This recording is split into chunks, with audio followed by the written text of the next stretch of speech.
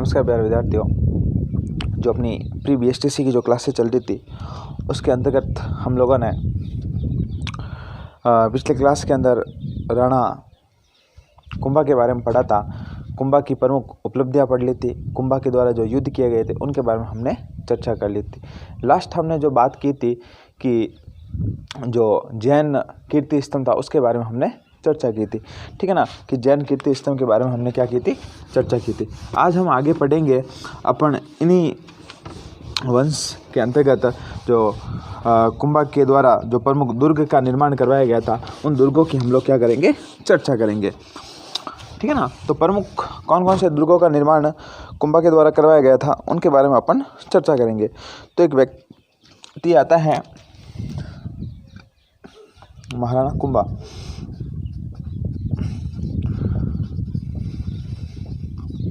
ठीक है ना। एक व्यक्ति आता है श्यामल दास। कौन आता है? श्यामल दास जी। श्यामल दास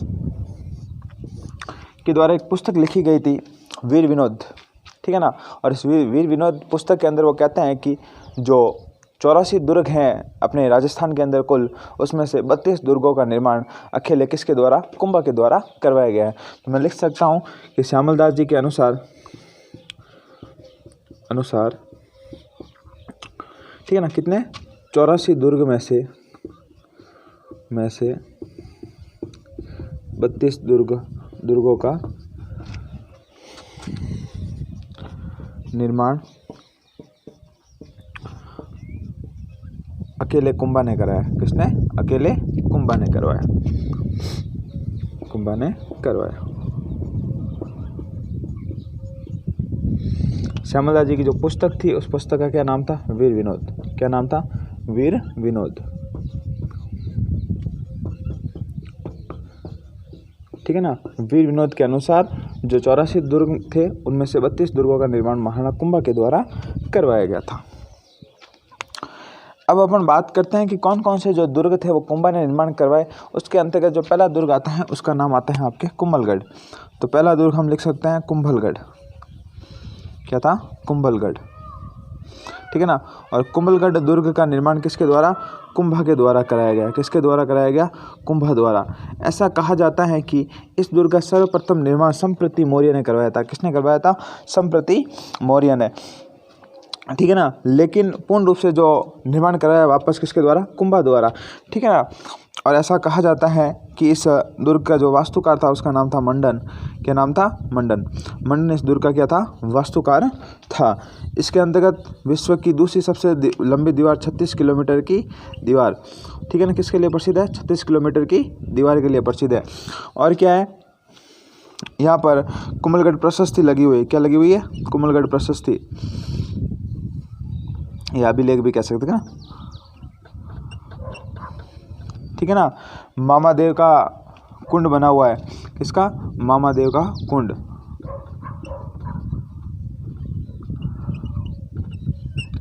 एक व्यक्ति आता है पृथ्वीराज सिसोदिया। पृथ्वीराज सिसोदिया, ठीक है ना, पृथ्वीराज सिसोदिया। उसकी छतरी बनी हुई है। छतरी बनी हुई है।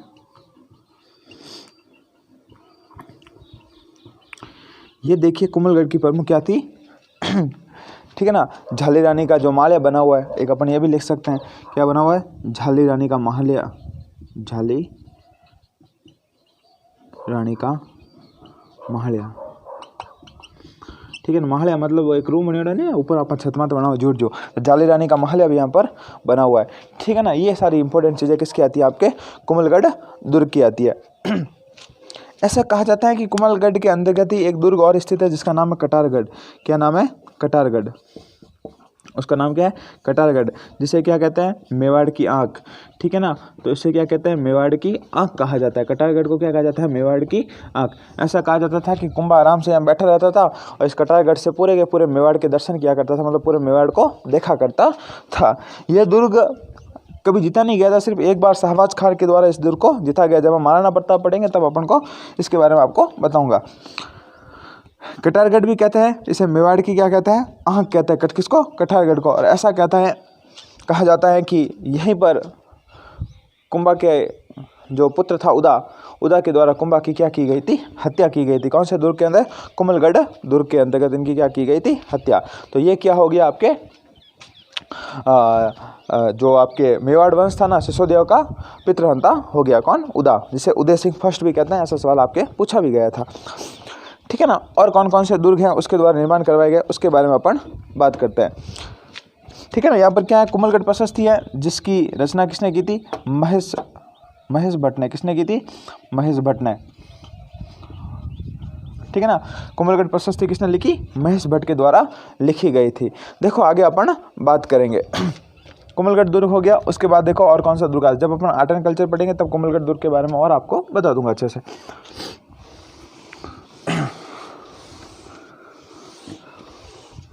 फिर देखो आगे आपके नेक्स्ट आता है, कुंभलगढ़ हो गया, उसके बाद उसके द्वारा एक और दुर्ग का निर्माण कराया, उसका नाम था अचलगढ़, ठीक है ना। अचलगढ़, बसंतगढ़, अब तो सिर्फ आपको नाम याद रखना। दूसरा कौन सा था, अचलगढ़, क्या नाम है, अचलगढ़। तीसरा है बसंतगढ़, क्या है, बसंतगढ़। ऐसा कहा जाता है कि कुंभा ने जो अचलगढ़ दुर्ग था ना, वो कहाँ पर स्थित है, आपके सिरोही में स्थित है, ठीक है ना। कहाँ पर स्थित है, सिरोही में। और इसका जो निर्माण करवाया गया कुंभा के द्वारा 1453 ईस्वी के अंदर करवाया गया था, मतलब पुनर्निर्माण करवाया गया था। 1453 ईस्वी में पुनर्निर्माण करवाया, किसके द्वारा कराया गया, कुंभा के द्वारा करवाया गया। बसंतगढ़, बैराट, भौमट, ये सारे क्या आते हैं, इनके दुर्ग आते हैं। एक आता मचान आता है, भौमट आता है, ठीक है ना। अपन लिख सकते हैं कौन सा, मचान दुर्ग, फिर आता है भौमट, इतना आपको याद रखना है, ठीक है ना। कुंभलगढ़, अचलगढ़, बसंतगढ़, बैराट, भौमट, ठीक है ना। कुंभलगढ़, अचलगढ़, बसंतगढ़, मचान और भौमट। कुंभलगढ़, अचलगढ़, बसंतगढ़, कुंभलगढ़, अचलगढ़, बसंतगढ़, और ये आपके हो जाता है मचान और भौमट। इन दुर्गों के नाम आपको याद रखने। ऐसा कहा जाता है कि कुंभा ने एकमात्र शासक था जो किसना, भगवान विष्णु का भक्त था, वो कौन था, कुंभा, ठीक है ना। और यह भी कहा जाता है कि कुंभा ने चित्तौड़गढ़, कुंभलगढ़ और वह अचलगढ़ में भगवान विष्णु के मंदिर का निर्माण करवाया था। तो मैं लिख सकता हूँ कुंभलगढ़, अचलगढ़, बसंतगढ़, और ये साथ में क्या लिख दिया मैंने, कुंभलगढ़। यहाँ पर किसका, विष्णु के मंदिर का निर्माण करवाया था, किसके, विष्णु के मंदिर का निर्माण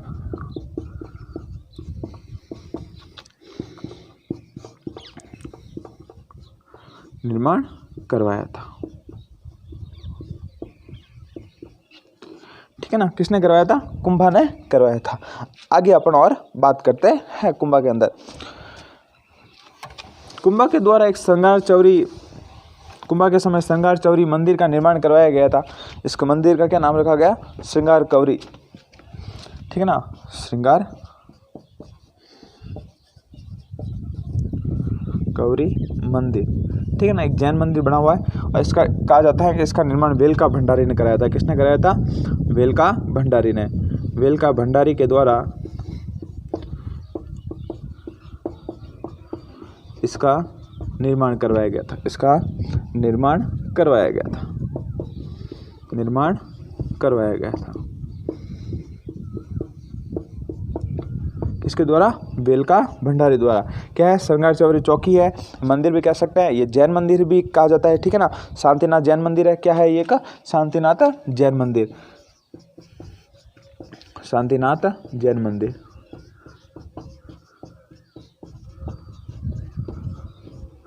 क्या है, शांतिनाथ जैन मंदिर है, इसे श्रृंगार कौरी मंदिर भी कहा जाता है। ऐसा कहा जाता है कि कुंभा के समय ही आपके जो रणकपुर वाला क्षेत्र आता है, वहाँ पर रणकपुर के जैन मंदिर का निर्माण करवाया गया था। तो हम लिख सकते हैं कि रणकपुर के जैन मंदिर का निर्माण, रणकपुर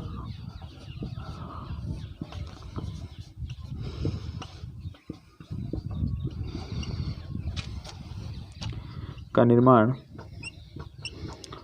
1439 ईस्वी में हुआ था। कब करवाया गया था, 1439 ईस्वी के अंदर करवाया गया था। ठीक है भाई साहब, अब ये करवाया किसने, ये भी पूछा जाता है बहुत बार। तो ऐसा कहा जाता है कि धरणसा नाम एक व्यापारी था। क्या नाम था, धरणसा नामक व्यापारी ने करवाया था, व्यापारी ने करवाया था। कैसे करवाया? तो ऐसा कहा जाता है कि धनकसा था, वो मतलब सेठ वगैरह था, पैसे वगैरह बहुत सारे थे, इसलिए इसके द्वारा इस दुर्ग के जो ये मंदिर है उसका निर्माण करवाया गया है। रणकपुर का मंदिर जो आपके वर्तमान पाली के अंदर पड़ता है। ऐसा कहा जाता है ये कैसा मंदिर है? चौमुखा मंदिर है। कैसा मंदिर है? चौमुखा। चौमुखा मतलब चारों तरफ इसके क्या है? मुख है। चौमुखा मंदिर, ठीक है ना। क्वेश्चन पूछ लें कि प्रमुख चौमुखा मंदिर कौन सा है, तो आपके कौन सा है? रणकपुर के जैन मंदिर को प्रमुख चौमुखा मंदिर कहा जाता है।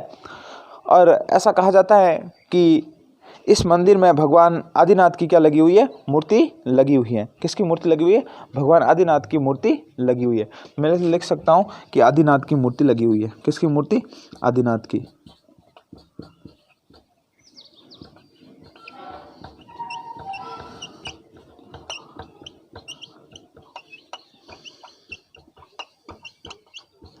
ठीक है ना, आदिनाथ की क्या लगी हुई? यहाँ पर मूर्ति लगी हुई है।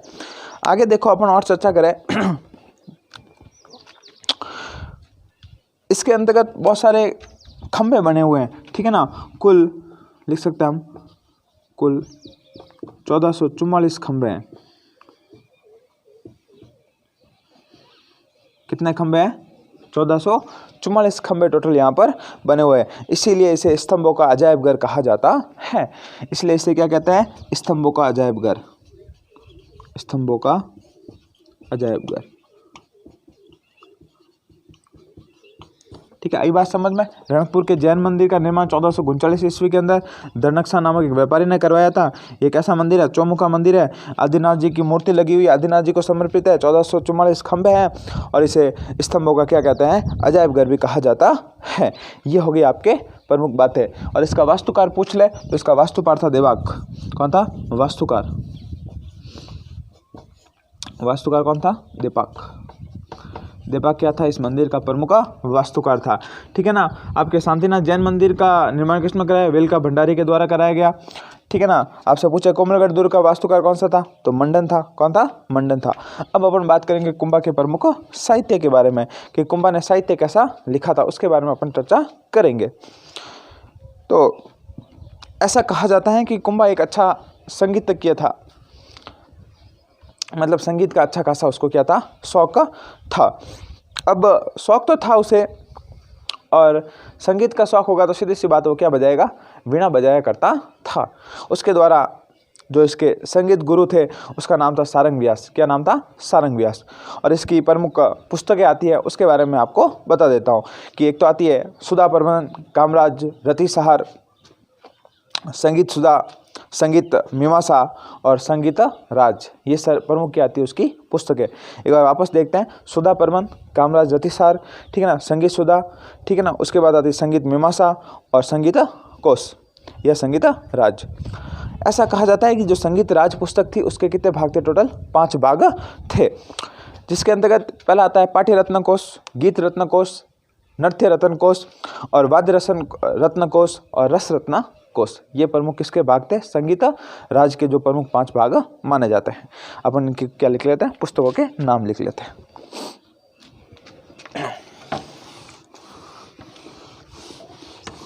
हेडिंग डाल सकते हैं अपन कुंभा का प्रमुख साहित्य। क्या हेडिंग डालते हैं? कुंभा का साहित्य।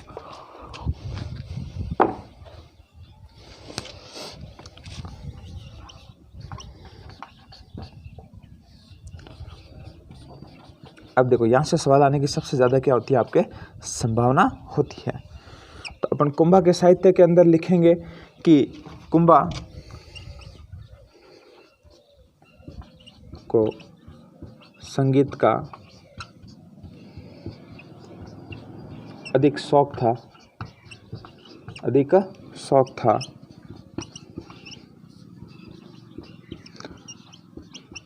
इस कारण वीणा उसके अधिक प्रिय थी।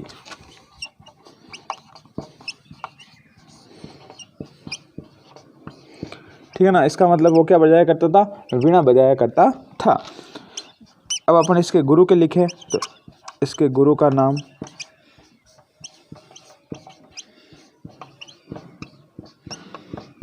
नाम सारंग व्यास था। क्या था? सारंग व्यास।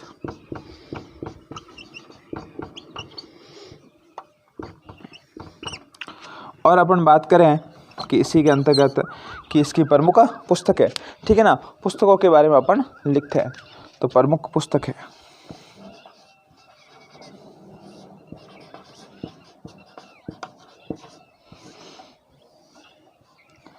सबसे पहली आती है संगीत सुधा, ठीक है ना। दूसरी आती है संगीत मीमांसा। तीसरी आती है कामराज रतिसार।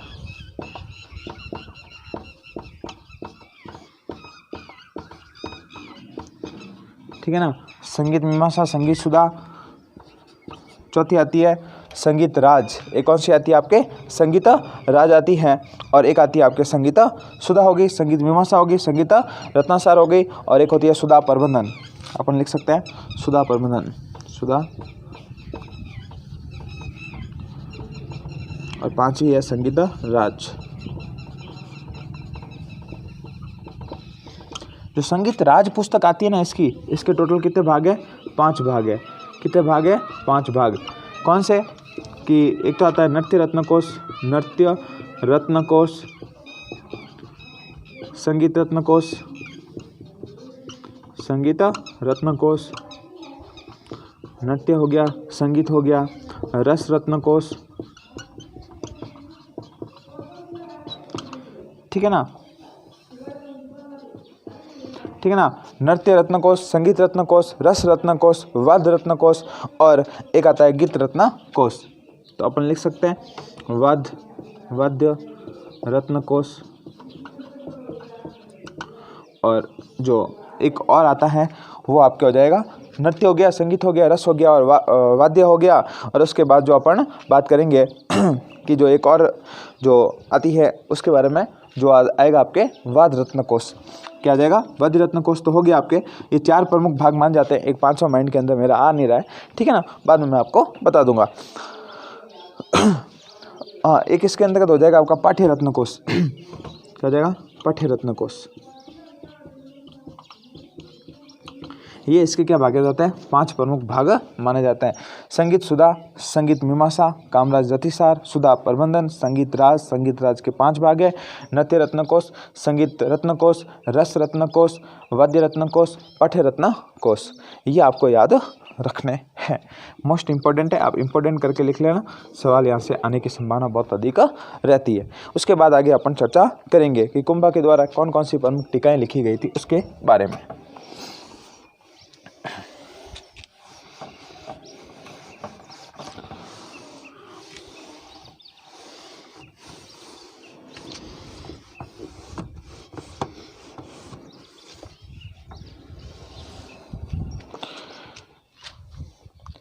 कुंभा की प्रमुख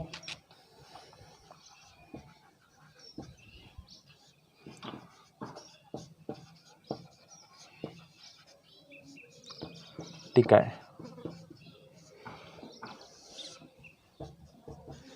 कुंभा की प्रमुख क्या है? टीका है, उसके बारे में अपन चर्चा करेंगे। सबसे पहले तो उसने जयदेव की गीत गोविंद, एक पुस्तक आती है जयदेव की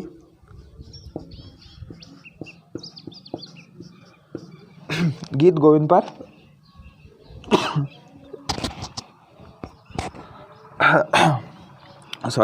जयदेव की गीत गोविंद पर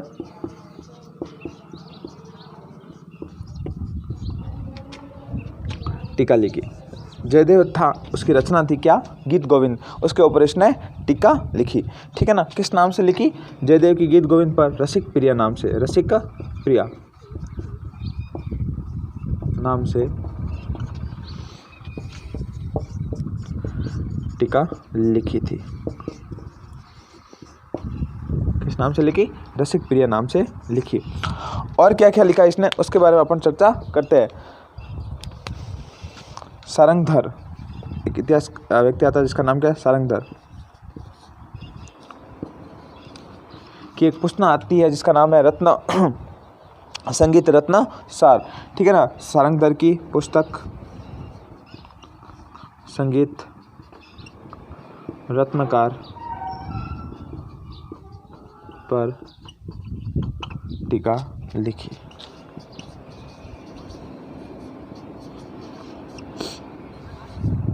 और आगे अपन बात करेंगे कि और कौन सा व्यक्ति था जिनके ऊपर, तो इसने एक चंडी शतक पर क्या लिखी थी, टीका लिखी थी। और चंडी शतक का जो रचनाकार था उसका नाम था बाणभट्ट। तो अपन लिख सकते हैं कि चंडी शतक पर टीका लिखी, चंडी शतक।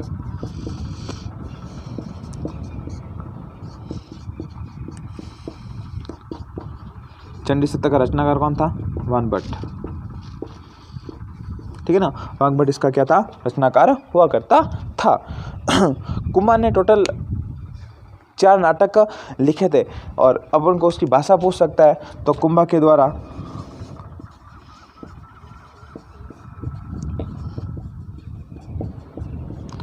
चार नाटक लिखे गए मेवाड़ी भाषा में। मेवाड़ी भाषा में कौन सी भाषा में लिखे, मेवाड़ी भाषा के अंदर कितने नाटक लिखे, टोटल 4 नाटक इसने लिखे।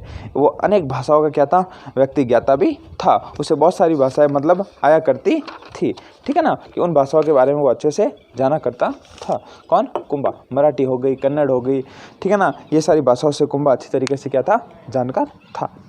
ये सारी चीज़ें हो गई।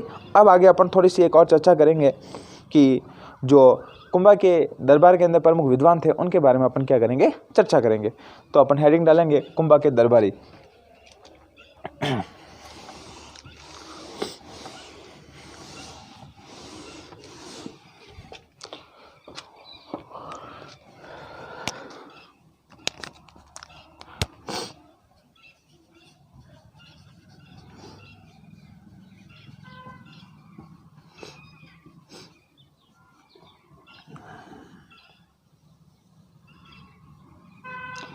देखो कि कुंभा के दरबार के अंदर कौन कौन से प्रमुख राजा वगैरह हुआ करते थे, उनके बारे में अपन चर्चा करेंगे।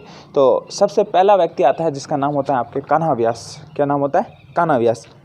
और ऐसा कहा जाता है कि इसी कान्हा व्यास ने एकलव्य महात्म्यम ग्रंथ की रचना की थी। तो पहला आता है कौन सा, कान्हा व्यास।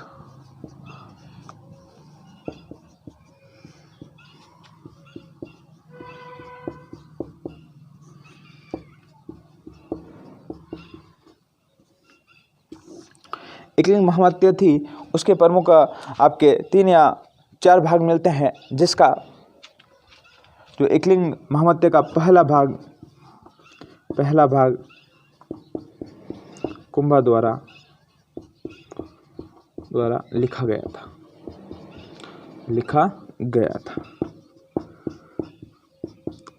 ठीक है ना।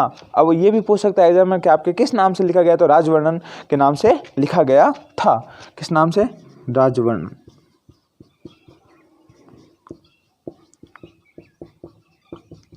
ठीक है ना। एकलिंग महात्म्य की रचना कान्हा व्यास ने की थी। इसका पहला भाग किसके द्वारा लिखा गया, कुंभा के द्वारा लिखा गया। कौन से नाम से लिखा, राजवर्णन के नाम से लिखा गया, ठीक है ना। एक और व्यक्ति आता है मेहाजी।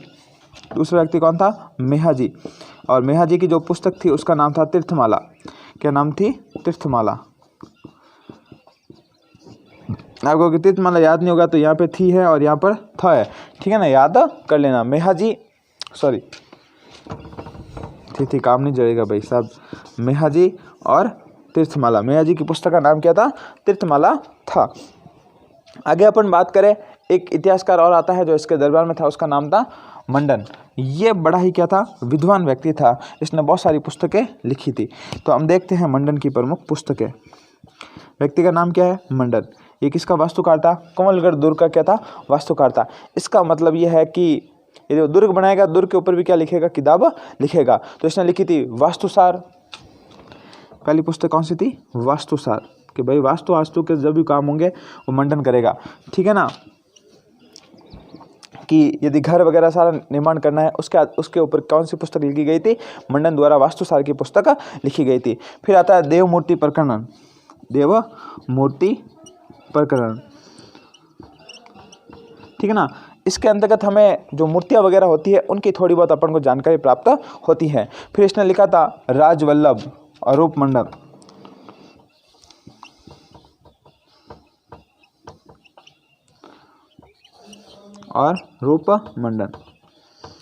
ठीक है ना, राजमंडन और रूपमंडन, ठीक है ना। और इसने एक कौंडमदेन मंडन भी नाम पुस्तक लिखी थी।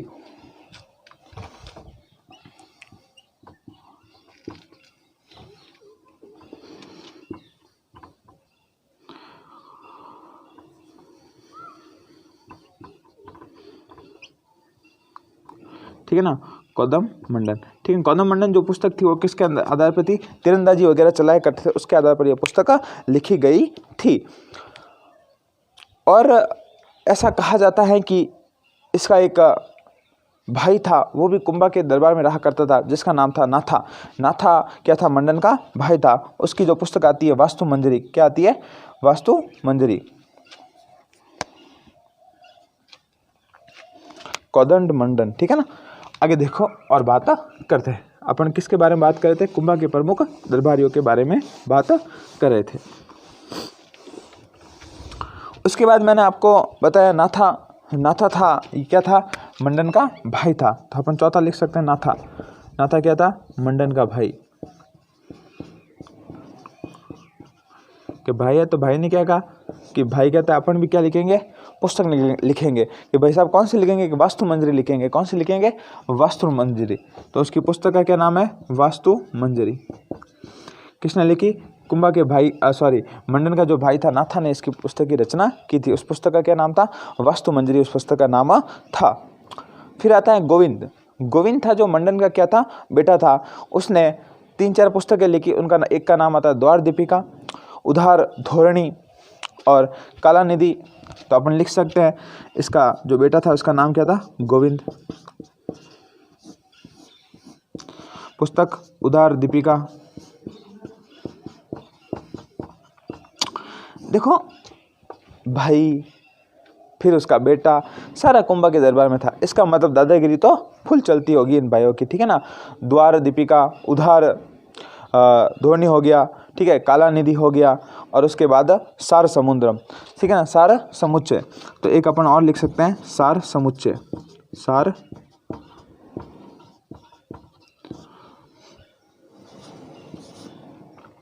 उधार दीपिका, द्वार, एक पुस्तक और आती है इसकी, द्वार दीपिका। उस पुस्तक का नाम क्या है, द्वार दीपिका, द्वार दीपिका, ठीक है ना। ये किसके द्वारा लिखी गई थी, गोविंद के द्वारा पुस्तकें लिखी गई थी। काला नदी भी लिख सकते हैं।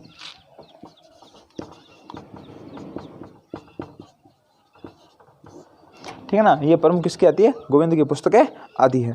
फिर है कुंभा की एक जो बेटी थी, उसका नाम क्या था, रमाबाई। क्या नाम था, रमाबाई। तो उसके बारे में अपन थोड़ा सा जान लेते हैं। तो अपन लिख सकते हैं, कुंभा की जो बेटी थी इसका नाम क्या था, रमाबाई। इसे वागीश्वरी भी कहा जाता है। वागीश्वरी क्यों कहा जाता है, संगीत की क्या थी, अच्छी ज्ञाता थी, ठीक है ना। तो हम कह सकते हैं कुंभा की क्या थी, कुंभा की पुत्री, संगीत में रुचि अधिक, रुचि अधिक, इस कारण इसे वागीश्वरी कहते हैं।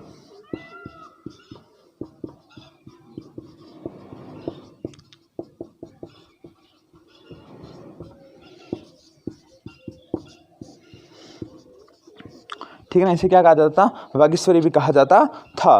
और जो कुंभा था ना, कुंभा ने इसको कहा कि बेटी देख, अब तू यहाँ पर गीत ही तो गा लेती है, पैसे ऐसे कहाँ से आएंगे। तो ऐसा कहा जाता है कुंभा के द्वारा इसको जावर परगना दिया गया था। कुंभा ने अपनी पुत्री रामाबाई को कौन सा परगना दिया, जावर परगना दिया, जावर परगना। जावर की बात मेरे बताई हुई है। जावर से क्या निकला था, चांदी की खान किसके समय, राणा लाखा के समय निकली थी, ठीक है ना। जावर परगना किसको दे दिया, अपनी पुत्री रमाबाई को दे दिया। फिर एक और इतिहास का 2-3 लोग और आते हैं इसके दरबार में, उसके बारे में अपन थोड़ी सी चर्चा कर लेते हैं। 7वें नंबर पे आता है हीरानंद मुनि। 7वें नंबर पर कौन थे, हीरानंद मुनि। अब सिर्फ नाम लिखना है आपको, उनकी रचना इतनी है नहीं। आपको कभी क्रॉस क्वेश्चन पूछ लेंगे इसके दरबार में ये था कि नहीं था। उसके अंदर तिला भट्ट, सोमदेव सूरी, कौन आता है, तिला भट्ट, सोमदेव सूरी,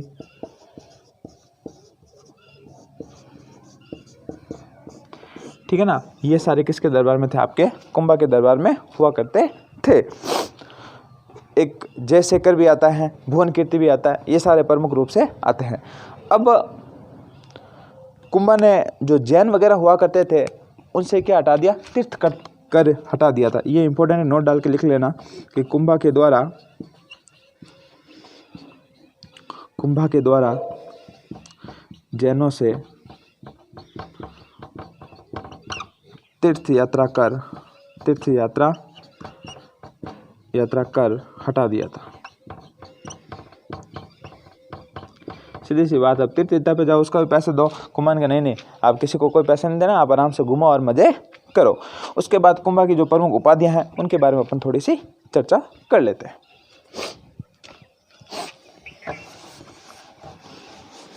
फिर आपके कुंभा हो जाएगा कंप्लीट। ठीक है ना। कुंभा थोड़ा सा बड़ा है, सवाल देके जाएगा आपको। ठीक है ना, थोड़ा सा आपको ध्यान रखना है। अब हेडिंग डालता है कुंभा की उपाधियां। कुंभा की उपाधि।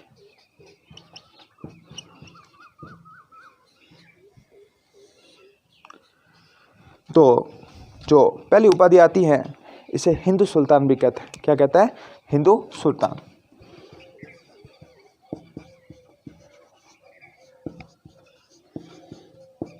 क्यों कहा जाता है?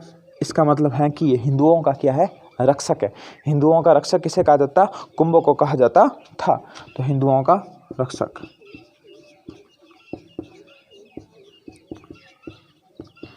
इसे अभिनव भट्टाचार्य भी कहा जाता है। अभिनव भट्टाचार्य। किसके कारण? संगीत में रुचि के कारण।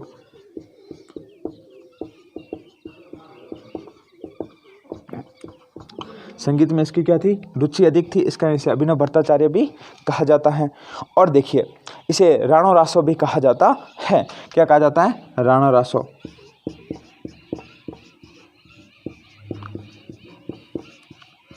और हाल गुरु, दान गुरु, अनेक इनकी क्या आती है? उपाधियां आती हैं। इसे हाल गुरु भी कहा जाता है। ठीक है। राणो रासो क्यों कहा जाता है? साहित्य में रुचि के कारण। किसके कारण? साहित्य में रुचि हेतु। साहित्य में रुचि हेतु। हाल गुरु भी कहते हैं। क्या कहता है? हाल गुरु। हाल गुरु का मतलब होता है कि जो व्यक्ति पहाड़ी किलों को जीत जाता है उसे क्या कहते हैं? हाल गुरु। तो कहता है पहाड़ी दुर्गों को जीतने वाला।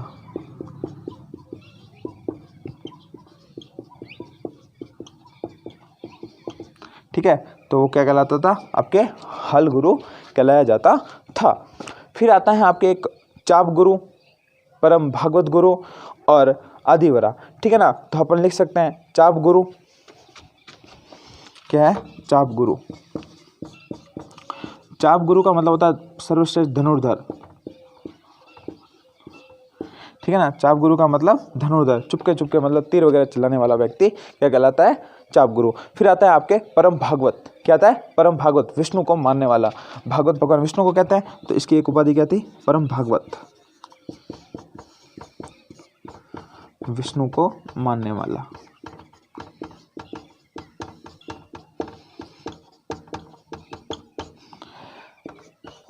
फिर एक जो लास्ट उपाधि और है इसकी, उसके बारे में अपन चर्चा कर लेते हैं। उसका नाम है आदिवरा।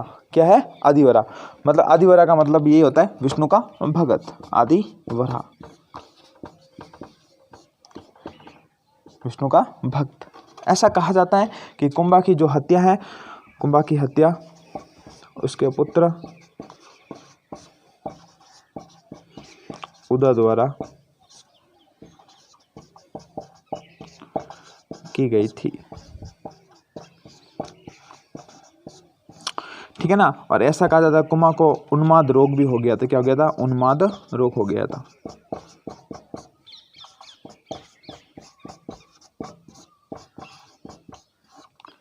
ठीक है। अब अपन एक काम करते हैं, कुछ 30 सेकंड के अंदर इसको रिवीजन कर लेते हैं। तो अपन किसके बारे में बात करेंगे? देखो, कुंभा की प्रमुख उपाधियाँ, इसे हिंदू सुल्तान, हिंदुओं का क्या कहते हैं, रक्षक कहते हैं। अभिनव भट्टाचार्य, संगीत में रुचि के कारण इसको क्या कहते हैं, अभिनव भट्टाचार्य कहते हैं। और क्या है, राणो रासो, साहित्य में रुचि के कारण इसको क्या कहते हैं, राणो रासो कहते हैं। हलगुरु, हलगुरु का मतलब होता है पहाड़ी दुर्गों को जीतने वालों को क्या कहा जाता है, हलगुरु कहा जाता है। चाप गुरु, चाप गुरु का मतलब होता है सर्वश्रेष्ठ धनुर्धर, छुप छुप के तीर चलाने वाला व्यक्ति को क्या कहते हैं, आपके चाप गुरु। ठीक है, फिर कहता है परम भागवत, भागवत का भगवान विष्णु से, भगवान विष्णु को मानने वाला। आदिवरा, आदिवरा भगवान विष्णु का अवतार था, इसकी वजह से इसे क्या कहा जाता है, आदिवरा, क्योंकि ये भगवान विष्णु को बहुत अधिक मानता था। तो ये क्या हो गई कुंभा की प्रमुख उपाधियाँ। सिर्फ 30 ही सेकंड के अंदर पता चल गई कि प्रमुख कौन कौन सी कुंभा की उपाधियाँ है। ठीक है ना। और इसके पुत्र द्वारा इसकी क्या कर दी गई थी, हत्या। और ऐसा कहा जाता है कुंभा को उन्माद रोग भी हो गया था, जिसकी वजह से इसकी क्या हो गई थी, मृत्यु हो गई थी। ये आपके कुंभा होता है कंप्लीट। नेक्स्ट वीडियो के अंदर अपन और जो मेवाड़ के राजा आते हैं उनके बारे में चर्चा करेंगे। बहुत बहुत धन्यवाद आपका।